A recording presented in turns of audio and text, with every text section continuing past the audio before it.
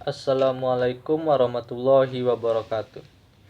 Saya Falano Falardi dengan NIM 21073045 kembali bersama Anda dalam mata kuliah Administrasi dan Supervisi Pendidikan. Baiklah, senang bersama Anda. Semoga Anda semua dalam keadaan sehat walafiat. Amin amin ya rabbal alamin. Baiklah, untuk sebelumnya kita telah membahas mengenai tentang konsep kepemimpinan. Untuk minggu ini kita akan membahas tentang gaya kepemimpinan. Nah, kita harus mengetahui apa itu gaya kepemimpinan. Secara etimologi, kepemimpinan berasal dari kata dasar pimpin atau lead, berarti bimbing atau tuntun. Kepemimpinan sendirilah adalah ilmu dan seni mempengaruhi orang atau kelompok untuk bertindak seperti yang diharapkan dalam rangka mencapai tujuan secara efektif dan efisien. Gaya kepemimpinan atau leadership style, yakni pemimpin yang menjalankan fungsi kepemimpinannya dengan segenap keterampilan dan sikapnya. Gaya kepemimpinan adalah cara seorang pemimpin bersikap, berkomunikasi, dan berinteraksi dengan orang lain dalam mempengaruhi orang untuk melakukan sesuatu. Gaya tersebut bisa berbeda-beda atas dasar motivasi, kuasa ataupun orientasi terhadap tugas atau orang tertentu. Gaya kepemimpinan pada dasarnya mengandung pengertian sebagai suatu perwujudan tingkah laku dari seorang pemimpin yang menyangkut kemampuannya dalam memimpin. Perwujudan tersebut biasanya membentuk suatu pola atau bentuk tertentu. Setelah kita bahas mengenai tentang pengertian gaya kepemimpinan, lalu kita harus mengetahui macam-macam atau jenis-jenis tipe kepemimpinan. Yang pertama itu ada kepemimpinan karismatik.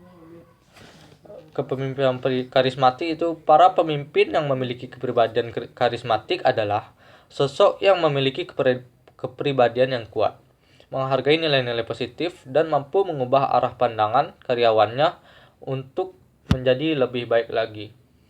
Yang kedua itu ada kepemimpinan otoriter.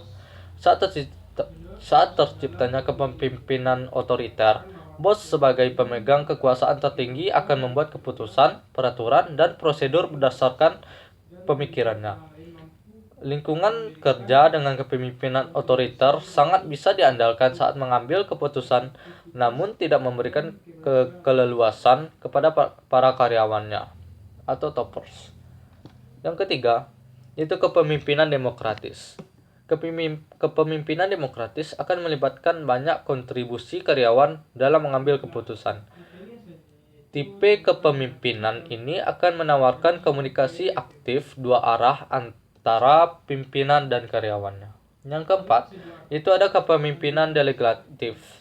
Dengan kepemimpinan delegatif, para pemimpin memberikan wewenang bagi anggotanya dalam mengambil keputusan. Namun, tipe kepemimpinan ini memiliki kelemahannya, yaitu kecenderungan antar anggota untuk saling menyalahkan keputusan yang telah dibuat. Yang kelima yaitu kepemimpinan transformasional. Tipe kepemimpinan transformasional adalah berkaitan erat dengan perubahan dalam diri pemimpin maupun para anggotanya. Kepemimpinan ini mampu memotivasi anggotanya untuk mengerjakan sesuatu melebihi apa yang ditargetkan. Yang keenam itu ada kepemimpinan visioner. Visioner memiliki arti orang yang memiliki pandangan atau wawasan ke masa depan. Dengan kepemimpinan visioner, para pemimpin selalu berusaha mewujudkan visi misi yang dibuat oleh perusahaan. Selain itu, pemimpin ini selalu berinovasi dalam mencapai target yang telah ditentukan. Yang ketujuh itu kepemimpinan liberal. Para pemimpin akan memberikan kebebasan kepada anggotanya untuk menyelesaikan semua tugasnya demi kenyamanan anggota. Hal ini dilakukan agar segala tugas yang diberikan bisa cepat selesai. Yang ke-8 yaitu kepemimpinan pembinaan. Pemimpin akan mengawasi dan mengajari para anggotanya dengan penuh dan mengatur hasil yang akan dicapai perusahaan. Seorang pemimpin yang membina anggotanya juga akan memberikan motivasi untuk mendorong para karyawannya mencapai tujuan perusahaan dengan keahlian mereka. Yang kesembilan yaitu kepemimpinan situasional. Kepemimpinan situasional adalah suatu kondisi ketika pemimpin bertindak berdasarkan lingkungan dan situasi kerja. Ada beberapa cara yang dilakukan oleh seorang pemimpin situasional, yaitu mengarahkan langsung, memberikan pelatihan kepada karyawan, mendukung karyawan, dan melakukan delegasi. Yang ke-10 yaitu ada kepemimpinan transaksional.